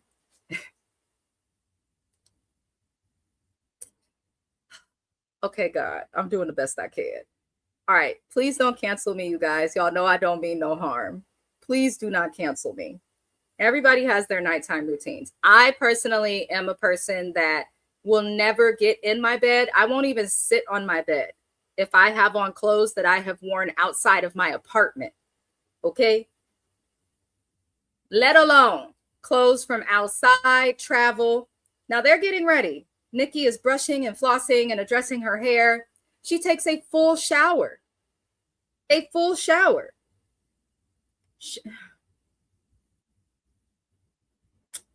Sean decided that he was going to take a whole bath. I couldn't believe it. I texted James. He was asleep. But I know James woke up to a message like, oh my God, he took a whole bath. Because, okay, let me just explain it. Now, it wasn't just that he took a whole bath. I'm not bothered by that. And my husband was specific in my notes. He actually wanted me to say specific things. So I'm going to respect my man and do that. Sean decided that he was going to take a whole bath, but only for some of his body. The entire lower quadrant of his anatomy was entirely ignored. Now, when people take a whole bath, shout out to Mr. Best. He said, I have to explain that the lower quadrant of his body was ignored. Mind you, this is coming from a grown man himself. I know some people may be like, well, men skip steps. Not mine, because mine was appalled at the fact. I was more so concerned with the fact that he took a towel, rinsed it in water with no soap. First, he took his face, and I'm like, maybe he's cooling off. Does he have a headache? Because he's just throwing water on his face with no soap, no face wash, no nothing. Then he took a towel, put some of that towel under the water, and he rubbed his armpits first with the towel. After he rubbed his armpits, he rubbed the back of his head and his neck, and then he rubbed his face. Y'all do know the towel that you wash your ass with is not supposed to touch your face. That's just how I was taught. That's just how I was taught. Whatever touches your private parts does not touch your face. I don't know. Maybe there's stuff like, I don't know. I've been told that I'm high maintenance by some people. And like my friend Leona's always like, girl, you do too much. You a germaphobe. But like, if it touches my ass, it's not touching my face. Period. And my ass is cleaned frequently. But especially if I don't use soap. Separate from that, the armpit. Why would you rub your armpit down? I'm assuming you had on deodorant, and then you're. Don't laugh at me, James, because you knew that was going to bother me. Yo, she tried to process all of this in her explanation, and I'm laughing because she is struggling, trying to understand. Oh my God, no, it stressed me out. It stressed me out so bad. It stressed me. It really. I don't understand. Here's my thing too. Oh, he makes my head hurt. Let me put my glasses because now I can't see y'all. I just want everyone to know that soap and water are effective. Listen, I wouldn't care if he took some Dawn dish soap and washed himself with that. At least he used soap. There was a sud. I struggle with this concept. Listen, James and my husband was waiting hella long for me to take a shower, okay? Not even put on makeup, just to take a shower to go eat some food. Like, I do not play about my hygiene. Also, if you're a woman, open up your cones, aka them coochie lips, and scrub. And you should be using not scented things down there, but specially formulated things for down there. Like, I'm just trying to help people out. And I don't understand why he did that. And why didn't you wash your ass, Sean? That's the part that I'm really... It was bad either way, but like, bro, why you didn't wash your ass? My cat knows to lick his ass frequently. You can't wash your ass? So they get in the bed, all white sheets. I know he left some color on them sheets. And he's laying there looking up. Nikki comes in there and he's like, oh, I was just doing some reflection. Can you reflect on the fact that your ass is not clean? Like, Sean, please. And he says to her that he's so grateful that he was allowed back into the bedroom. And Nikki was like, you're so in and out of the bathroom. Like, it was fast. He was like, oh, yeah, in and out, 3 minutes. She was like, wow. And he's like, the same way I put on lotion, how I just slap it on me. I do the same thing in the shower. What? Nasty. Rinse on, rinse off. Wax on, wax off. Y'all remember the Karate Kid? That's nasty. What? And then he said, when she asked him about that, he was like, well, don't let the media make you think. I said, oh, hell fucking no. What you mean? The media? What are you talking about? You have to use soap and water. Now, it is true. In the continent of Asia, they do not use deodorant. If you ever travel there, don't. But it's because of something that is formulated in their skin that literally helps them to not have funk. Sean, you are Black. Wash your ass with soap and water. Dial, Dawn, Dove, Lever 2000, Irish Spring. Fuck. Wash it up. And I thought to myself, because Nikki was actually in a good mood and you should tell she kind of liked him in that moment. And I see moments where there's chemistry, but you're never going to get no pussy, Sean, if you don't wash your ass. What the fuck you expect for a woman to be going down on you and giving you head when the smell of your ball hair could damn near pass her out? And I know it would. Why? Because you don't use soap and you ignored the entire lower quadrant of your body. That's my TED Talk, James. Go ahead and take it away because I can't with him. I don't even know what to think. He irritated me. I was triggered. As I said, I'm not going to say much, y'all. All I'm going to say is Nikki. Run. Dr. Expert and the matchmaking expert had you fucked up. Because like AB said, she asked specifically for a man with great hygiene. That was one of her criterias. Not somebody who don't wash their ass on a regular basis. That sure was her criteria. That was. Oh my God. And I remembered that too when I was watching that scene. And I said, oh, y'all fucking, oh my God, y'all experts. I'm reading y'all fulfilled because y'all know y'all wrong for this shit. Y'all know y'all are wrong to do this lady like this. Like You see stuff like this, they should have switched her. Who else was available? like either that or they need to annul this and give her a do-over, like, or they owe her $1,000,000 or something. I don't know. Nikki, you need to be compensated double for your time for them not only getting this shit wrong, but putting you through like the most asinine shit a person could ever be put through on national public fucking television. Nonetheless, she needs to be rightfully compensated. I'm sorry, Peacock, y'all better get this lady an extra 50K on top of whatever it is y'all are paying her to be put through this embarrassment like this. I don't feel like he showers daily. I feel like he probably do it every other day. I also feel like he'll wear something outside and be like, "Oh, it doesn't smell that bad. I'm not putting that in dirty clothes." Like, oh God, I would commit a felony living with him. My God, couldn't do it. I couldn't do it. I could not do it. Sean can bullshit Nikki the way he cannot bullshit Nikki the way he's done others. I agree. I would have thrown all his stuff out the room. AB. Okay. Shit would have been flying off that balcony from the 27th story in Seattle. Absolutely not. I couldn't believe he took a whole bath. I was like, OMG. Confidently on national TV. It had no in front problem of a woman with it. He wants to play with his private parts. Sir, go to hell. God. Go straight to hell. This is why you didn't have sex again for 8 years. Go to hell, Sean. No, take a full bath. Is this the clip where the man did a wipe off? Because that wasn't a whole bath. It was a wipe off. Actually, Kiwan is right.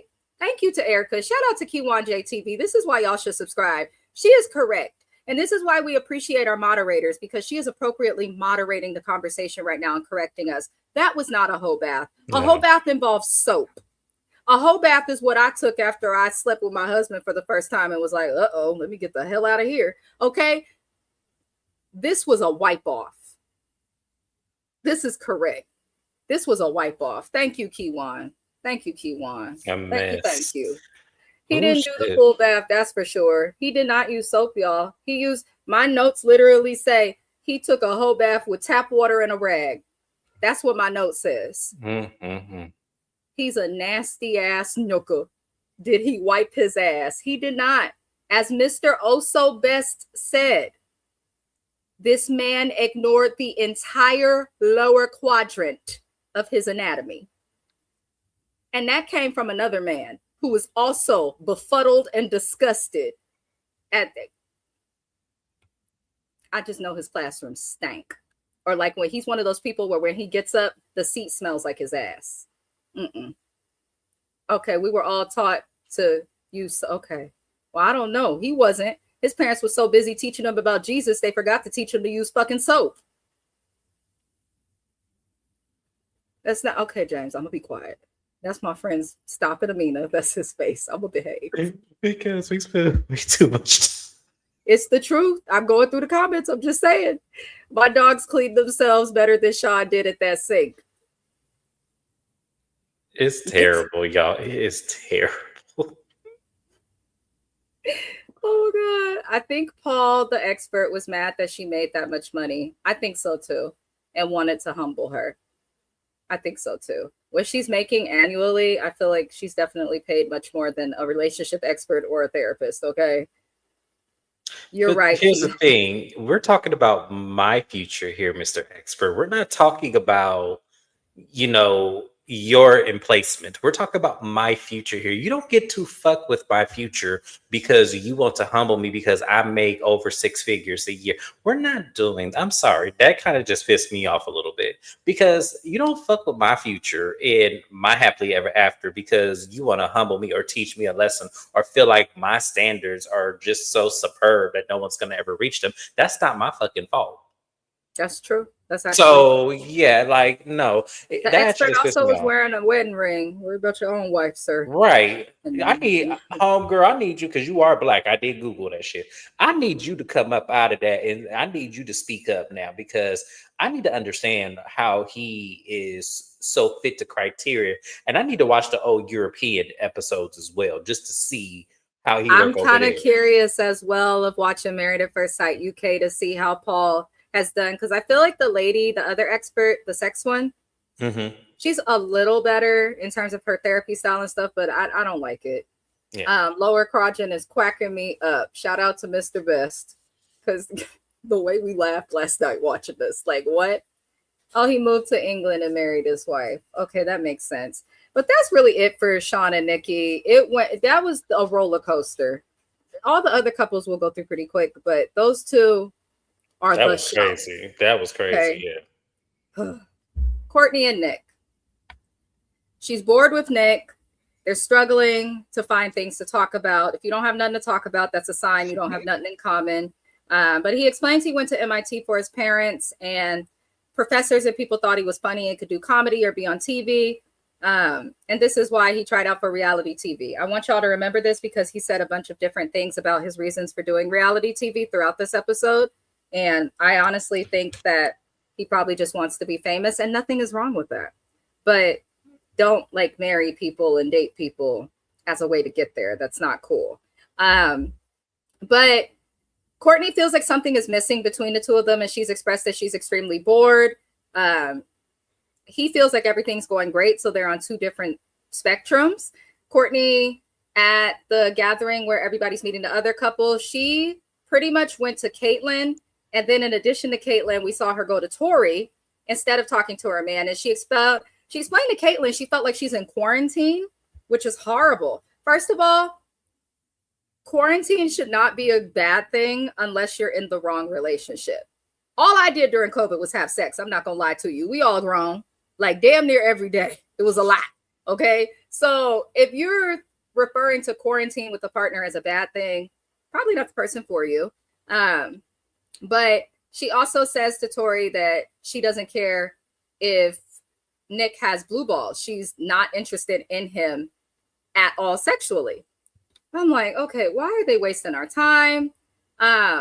Nick told Mecca that he wished that Courtney would show him more interest, but at the same time, Nick, you've done relationship shows. You should be comfortable with this. Make a move. Go talk to her. Try. He's not really trying, so I can understand why she's bored. Now, they're on a boat later on. It looked windy as hell on that boat. And she's explaining that she's a goofy person and gives an example. She's like, she doesn't quite feel comfortable explaining what's missing. And she randomly gets emotional saying that part of why she doesn't feel comfortable explaining what she needs is because she realizes that she's always kind of focused on making other people happy and that it doesn't feel natural to say what she needs. I am like that as well. So I did understand that with her. But if you're not interested in him, you're not interested in him. She goes as far as trying to give him examples like, you could have thrown me in the pool. As long as I don't have my phone or anything, a girl can comb or weave. And I was like, that's cool and everything. But if you have to tell people how to be fun with you or how to be goofy with you, it's not natural. And the moment that something's not natural, in my opinion, it's not going to work or become natural. Now, once again, Courtney asked him after they made peace on the boat about the reality TV. I don't think she's not attracted to this man. I think that the reality TV thing is messing with her and she doesn't want to say it or they're editing parts out. Because I don't know if you've noticed, James, every single time they have like a conversation to seek resolution, once everything is good, she asks about the reality TV. And even though it's a red flag, it's like, ask what you want to ask because he's done reality TV. You know what shows he's done. He's explained why. Like, just ask him if he's with you just because he wants to be on TV. Because I feel like she has that feeling. Now, the last thing we see with these two is they go to therapy. There's zero affection, and they talk about that in therapy. He mentions there's no natural warm flirting. And I'm like, you do realize you're the man and you should be naturally warmly flirting with her. And she kind of low-key crashed out when hearing that, but also kind of agreed to like fix it. I don't think that she trusts this man. He also makes my gaydar go up hard, especially being the fact that she was catfished by a gay man and then stayed friends with him. Nothing wrong with being friends with a gay man as a straight person. Nothing wrong with that at all. It's the fact that you thought you were talking to this person romantically and then stayed friends with them. That is odd. But the therapy session was okay, but I don't think that this couple is going to last. But how did you feel about these two? All 3 episodes, they kind of bored me. I'm not going to lie. I'm also on that train, but I don't think they'll last either. Um, yeah, he does give me some gay tendencies. I do see them, but I'm so distracted by Courtney and her crashing out so much. I'm just like, okay, ma'am, once again, we have to keep reminding you that it is only 6 days and he is trying not to overstep. And I think that that's what's going on. He's trying not to overstep it because she is all over the place. It's kind of hard to stick to one avenue of, okay, this is okay. Okay, this is not okay, because she's so all over the place. So I kind of understand in some instances why he is tiptoeing around her, because it's kind of like, okay, well, she's not giving me an in. No matter what door I walk in, there's a block there because she wants me to do something out of my element. And that's not fair in no sense, because he does not know you. And if he makes the wrong move, how are you going to I'm gonna respond? stop you there. This is a man and a woman dating, darling. I get it. Flirting, that's his responsibility. He needs to man up and make it clear that he like her and not just sit quiet. Like, if you can't do that dating a woman, don't date woman. No, that's not what I was saying. I think you took that wrong. I'm saying that because she's all over the place. I have seen him try to inch with her and then she's like either laughing or making it uncomfortable. I have seen that several times with her. So I think that because that is her natural response and he's trying to make things funny, I think that he's kind of blocked off. Well, he better figure it out. No, and I agree with that. And I agree with that too. Figure it out quick. I think he's gay. I think that's my problem. I just can't unsee it. His friend group, how he talks, his mannerisms, what you always say. If he was gay, he's very assuming. And a lot of gay men don't realize that they are assuming. Or they I don't disagree with you. I think he is as well. I feel like that's the problem and why he's uncomfortable. Because most men, if a woman like is not interested and does what Courtney would do, they'll still push and still try if they really want her. So either he doesn't want her or somebody else or something else that he may want. No, I think the expert just got this wrong too. I think she needs a daredevil. She actually should have been matched with the other guy, that Devin, I think, is the rugby player. I think they would have been a good match. I think they would have been a better match because he is handsy but I don't think he's attracted to her. I think that's the thing with Courtney. She's in shape. The bodybuilding, being so buff, will turn a lot of men off. But she's beautiful. So I don't think it's that. I think that beautiful, but she's 28 years old trying to date men her age, but she looks like she's 38. I'm not trying to be mean. I'm just calling a spade. Because she is a beautiful woman, but she does not look her age. She's hella buff. Outside of that, there's nothing really wrong with her, but I would have put her with Devin. I really, just because I think that he's more of like a hands-on, like kind of a not aggressive, but like more assertive with, taking control. She needs a man that's going to take control. So I think that Devin, or maybe even Adam, would probably have been a better fit for her. I do. A disaster. No, I think Adam would have been perfect for her. I really do, because that's the kind of guy she likes. Child. I don't know why, but and that's why she's on Married at First Sight. Sometimes what we like, not what we need. Courtney wants Felipe is what I got from her. Yep. After she had that good talk with Felipe and he was like, "You're buff," and she was just laughing, having a good time. I was like, I feel like she did like Felipe more. And she had actually said that at one point in one of her confessionals about, I wish I was with someone more like him. So I think separate from all that me and James think, they're just different in personality also. Absolutely.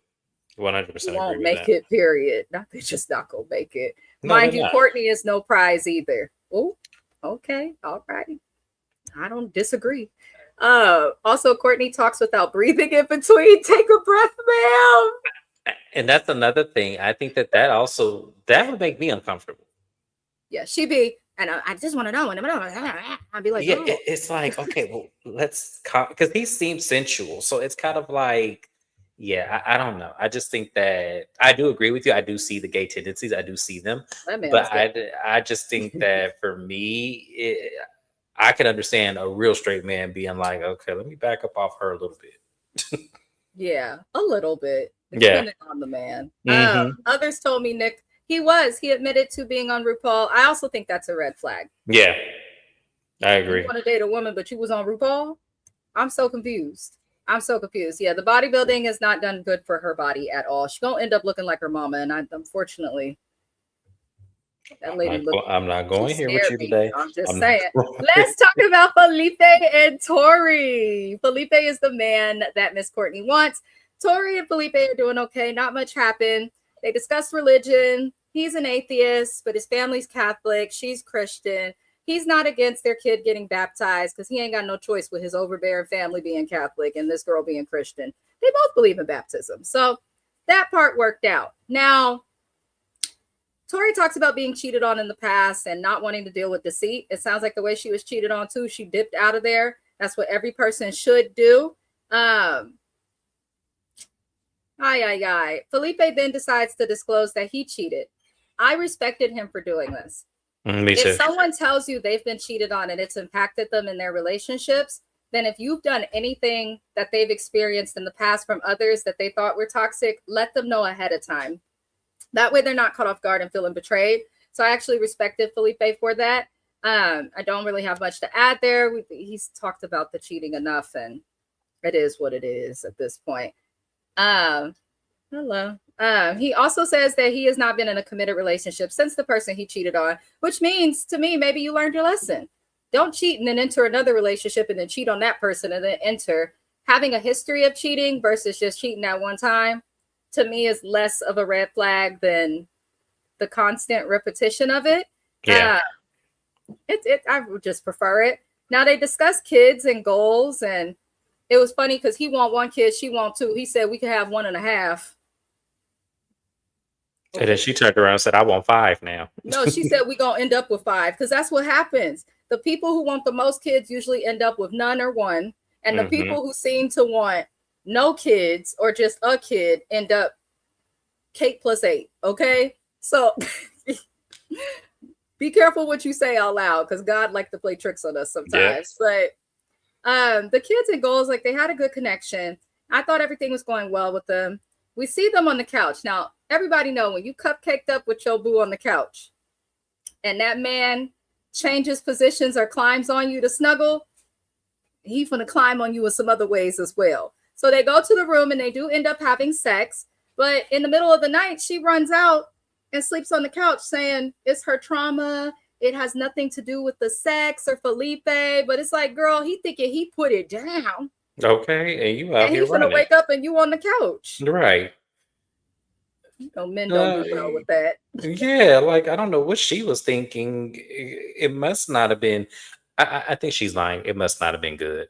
It couldn't have, because if it was good, her ass would have been knocked out. Knocked out in the bed, mouth wide open, drool hanging out. Girl, stop playing with us. You know that shit was not good, and I wish you would had it. I don't. Well, I guess she didn't want to admit it because that is embarrassing on national TV. I mean, this man has to live a life as well, so I get why she didn't put it out there. But to make up some bullshit talking about you just had an outer body experience and the couch was the only safe place for you to be because being in that room felt like you were suffocating, ma'am. It's giving Rhonda from last season, honestly. Right. I'm watching you, Tori. I like you. I really do. She's one of my favorites on here. But that was a little problematic because Rhonda started out as my favorite and how quickly that tide turned. So I'm watching you, Tori. Don't disappoint me, please.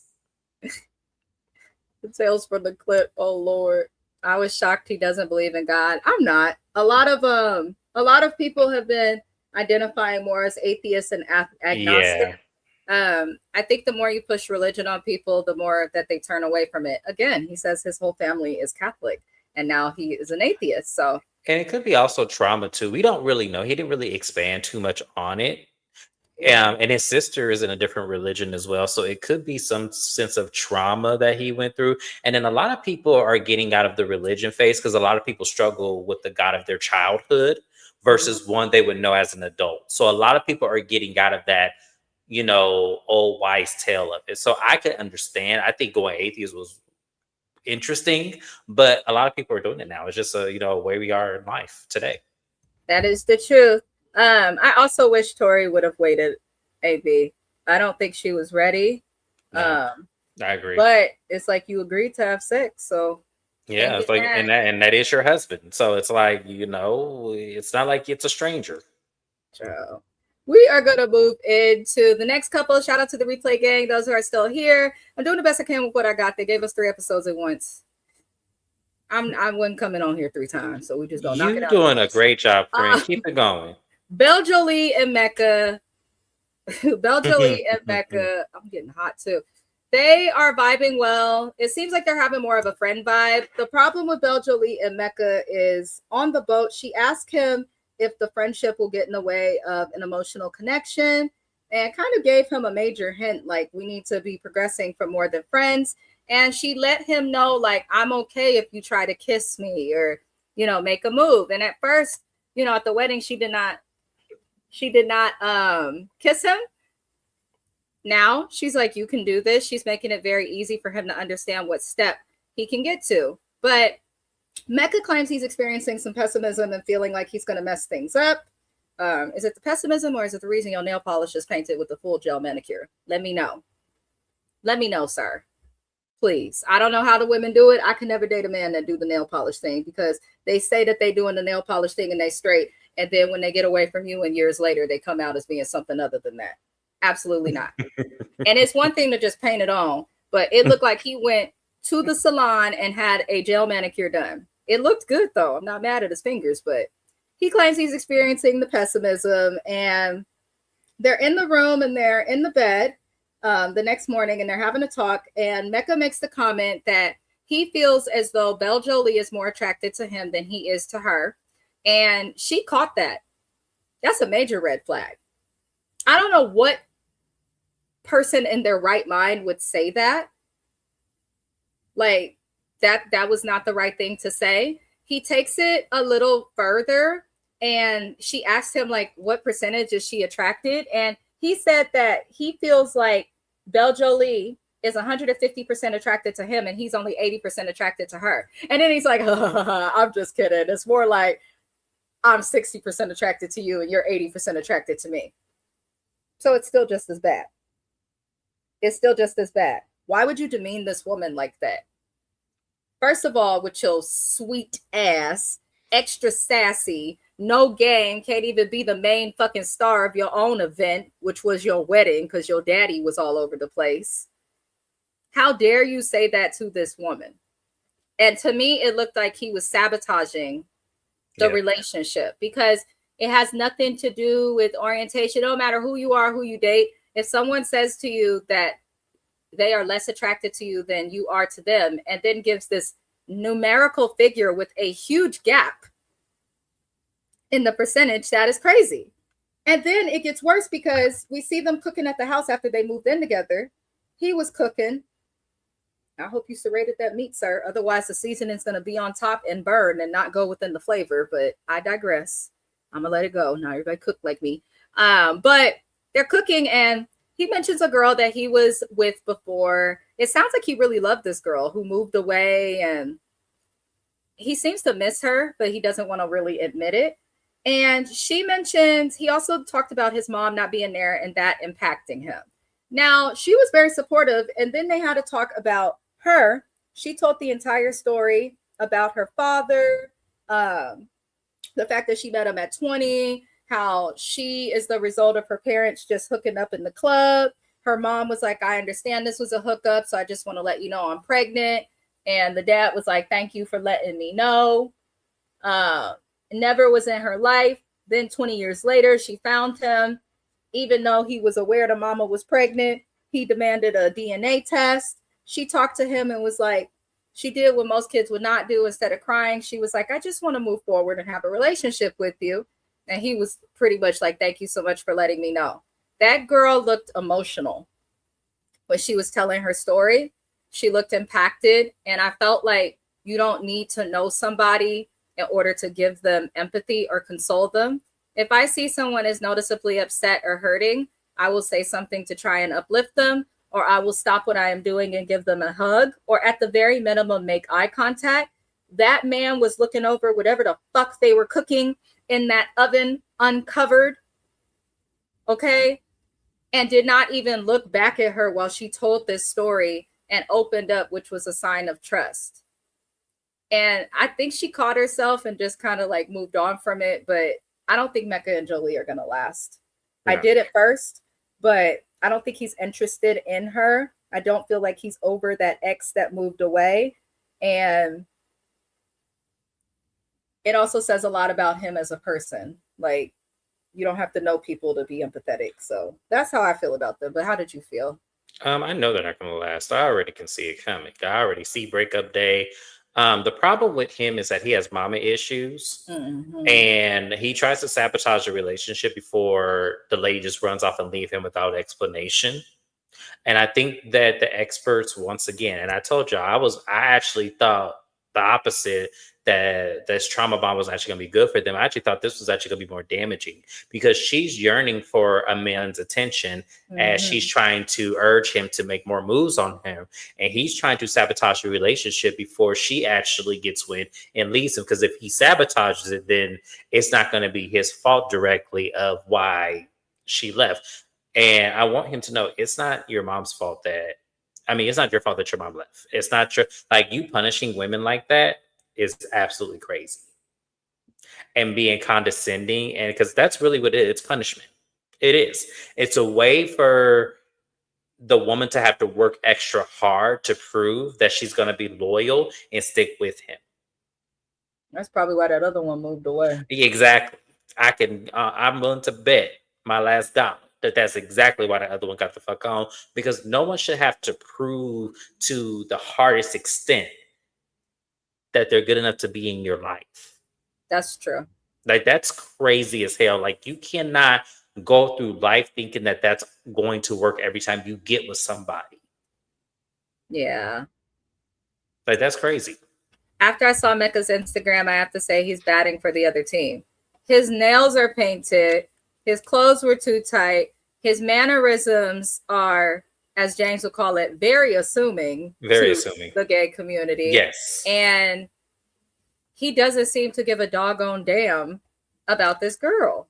I just feel like men who really want to be with women won't make it hard for them to be with them. That's just how I feel. So anytime I see a man making it very hard for a woman to be with him, or always has to find something wrong with the woman so that she would not be with him, I question her sexuality. I do. Yeah. Because there's like, there can't be always something fucking wrong here. Like, come on. Nobody is perfect. Nobody's going to come to you, without a dent or a scratch. Like, no one's going to do that. You're not buying a car. Nobody is perfect. Like, men make me sick with that. So when a man does what he does, I question their sexuality. Yeah. I do. And it is not by nature. It's just by design. I just don't think that no one should come to you. No one's perfect. No one's going to come to you perfect. I agree with that. That's a message for even those. And it just, in any relationship, that's a message. I'm disgusted. They were my pick to stay together.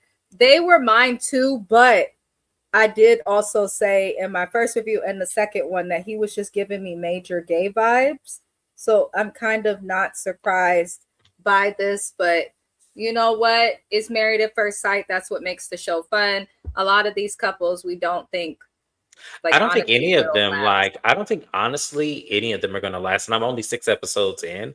I do not think any of these couples are really going to make it. I really don't, because to me, and it's not their fault, it's the experts' fault, because I feel like what they're trying to do is they're trying to do an even kill.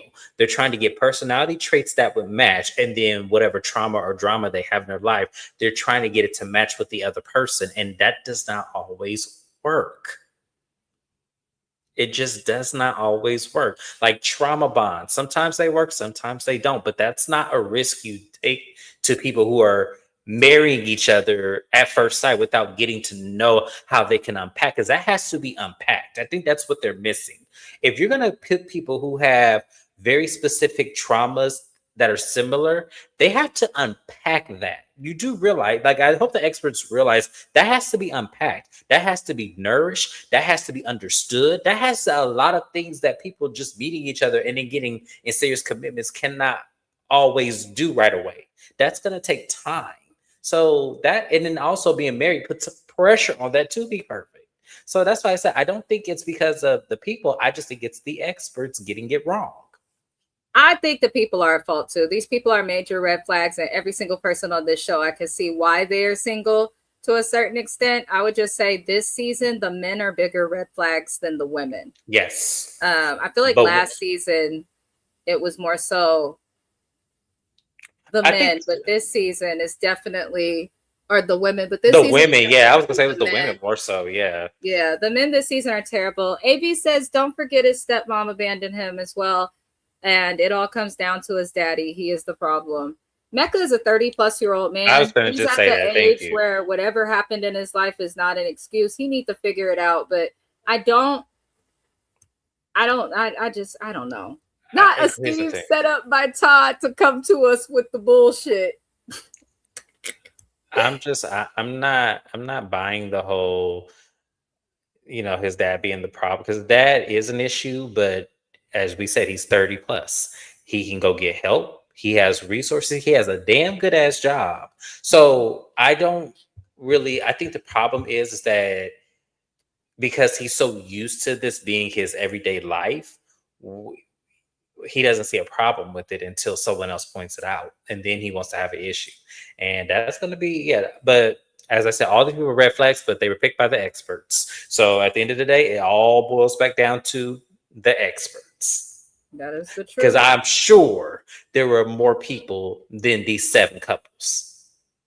I feel like they could have done better, but I do feel like they cast for entertainment of the show over like the actual, matches. None of the couples are going to make it for sure. Right. We here for the drama. That's it. And that's all. The last couple we're going to discuss is Caitlyn and Devin.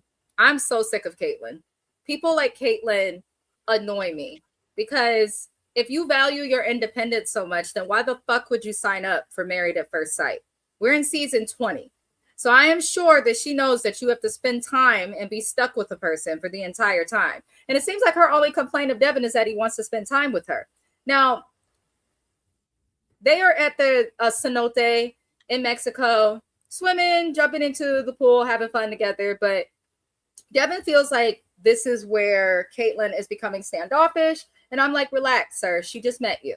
She just met you. Okay, relax. That's how I felt in the beginning. Now, at night, it was awkward because they go to bed together. They wake up the next day. Now, she wakes up earlier than him. So she woke up and went to the gym without him. But it sounds like there was a plan for them to go to the gym together. But because she woke up early, she said, I'm going to just go without him. I'm not going to leave a note. I'm not going to send a message. I'm not going to do anything.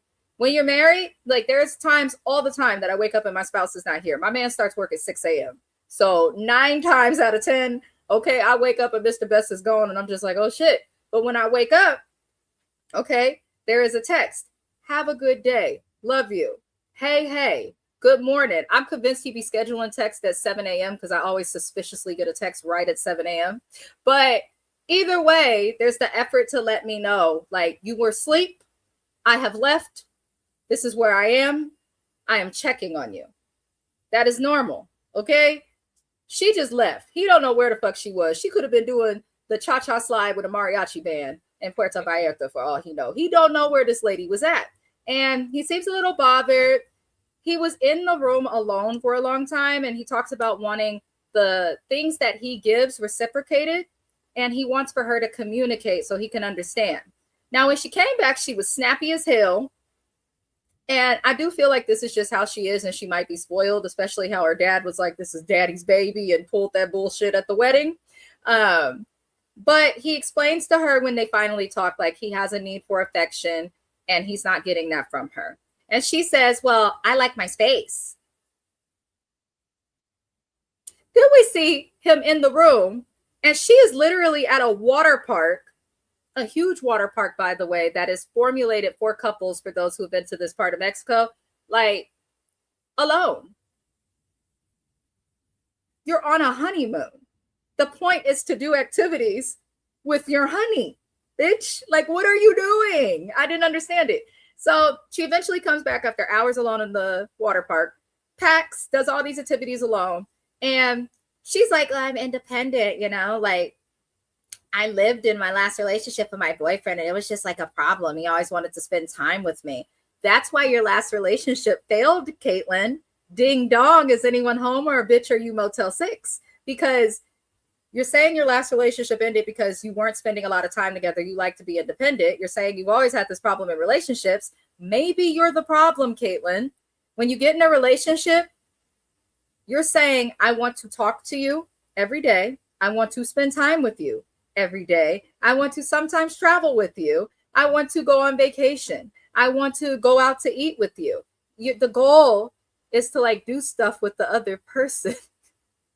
Like fuck marriage and all the other stuff. Like the goal of a relationship is to like kind of acknowledge and interact with each other. But in my opinion, she just seems emotionally checked out. They get to therapy and, you know, Caitlin explains that she feels like they have been talking a lot, staying up till 2 a.m. discussing what he needs. And if that's really happening 7 days in, don't wake me up to talk about what you need. Okay. Especially when we have therapists waiting. And the therapist even had to tell Devin, like, bro, it's been 7 days, relax. But she did a good job at also explaining to Caitlin, like, you also need to do more. He pointed out that Caitlin avoids eye contact. I don't make eye contact with people till I know them well either. Like, I'm not doing it. I'm gonna look at your forehead or between your eyebrows. Like, no. But it just seems like Caitlin is struggling. I don't think she's going to be able to fix it. She is acting as if she has been dealing. They acting like they have been together for 5 years and the relationship is suddenly going downhill and they're just sick of each other. It's been 6 days. I want them to figure it out. I don't have much to say other than I don't know why Caitlin signed up for this fucking experiment to complain about everything that comes with it. He's not done anything wrong. But that's just me. How do you feel about them? See, watching them in this, 6 episodes always makes me go back to the episode when we saw her dad and how much he threw a tiff and a fuss. And I just want to say, sir, it ain't the men you need to be worried about. It's your fucking child that you need to be worried about. While you sit up there throwing tantrums and shit at the wedding and all this, I see where she gets it from now. I see why she's an issue, because you're a fucking hothead. You are abrasive.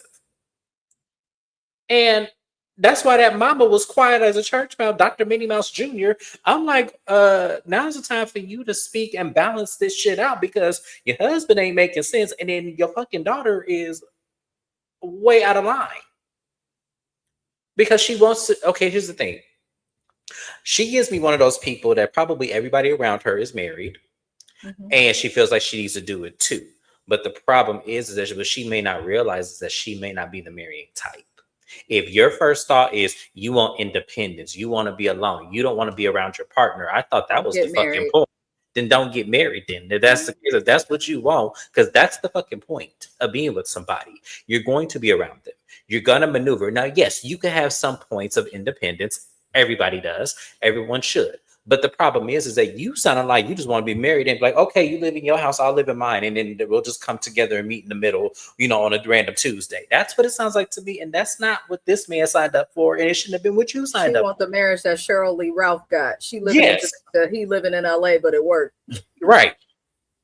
It's like, that doesn't, and if that's what you need, then you need to marry a pilot, you need to marry a flight attendant, you need to marry somebody who ain't never there all the time. Forces, who's going to actively serve, like, right. I don't understand. I agree with AB. We don't know why she signed up, but at the same time, Devin is way too needy. He's way too needy. He is needy. Yeah. He need to work that out, because that's not. This best has them texts ready to go all the time. All the time. 7 a.m. is his first break at work. That's how he remembers. Child.